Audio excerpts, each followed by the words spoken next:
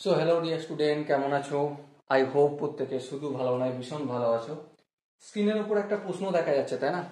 এই প্রশ্নটা প্রথমে আমরা মন দিয়ে পড়বো, বুঝবো, তারপর সলিউশন করার চেষ্টা করব। আর এই সলিউশনটা শুধু আমি একা করব না, তুমি আর আমি দুজন মিলে বসে সলিউশন করবো। ওকে, দেখো প্রশ্নটা কি বলা আছে। এক ব্যক্তি একটি দ্রব্য 150 টাকায় বিক্রি করায় 25% ক্ষতি হয়। বেশ, দ্রব্যটির ক্রয় মূল্য কত? দেখো, আমরা এট ফার্স্ট কাজ করব, ক্রয় মূল্য ধরে নেব। কি ধরে নেব? ক্রয় মূল্য ধরে নেব। ক্রয় মূল্য কত? এক্স টাকা ধরে নিলাম। ওকে, দেখো ক্রয় মূল্য এক্স টাকা।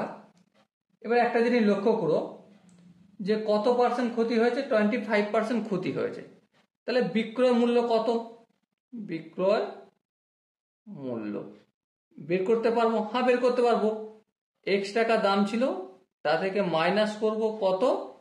এক্স এর 25%। কেন বিয়োগ করছি? কারণ এই এত পার্সেন্ট ক্ষতি হয়েছে, এক্স এর 25% ক্ষতি হয়েছে। তাহলে দাম ক্রয় মূল্য ছিল এক্স টাকা, ক্ষতি হচ্ছে এক্স এর 25%। তাহলে বিক্রয় মূল্য কত হবে? ক্রয় মূল্য থেকে এই যতটা ক্ষতি হচ্ছে সেটা বাদ দিলেই বিক্রয় মূল্য পেয়ে যাব।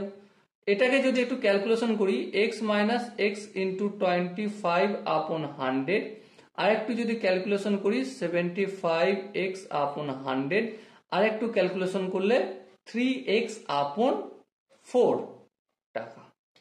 কি করে হলো? এটা আমি সিম্পলি এলসিএম করেছি, 100 কে এক্স দিয়ে গুণ হয়ে যাবে, 100x মাইনাস 25x, তাহলে 75x/100। এবার 25 দিয়ে উপর নিচে কেটেছি, 3 25 75, 4 25 100 করেছি, দেখ 3x/4, এত হলো বিক্রয় মূল্য।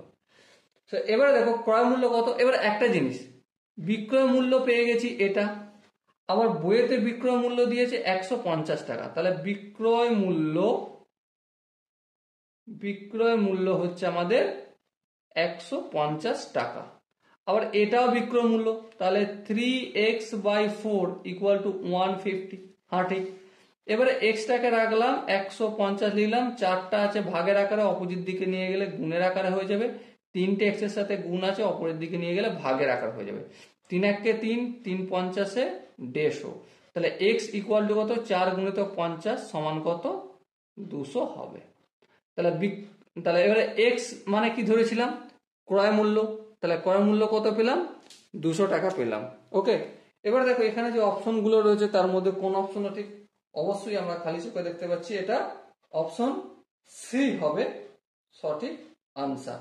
ওকে, আই হোপ এই কোশ্চেনের কনসেপ্টটা প্রত্যেকের বোঝা গেছে। যদি কারো কোনো জায়গায় বুঝতে অসুবিধা থাকে, ডাউট থাকে বা কনফিউশন থাকে, অবশ্যই কমেন্টে জানাবে।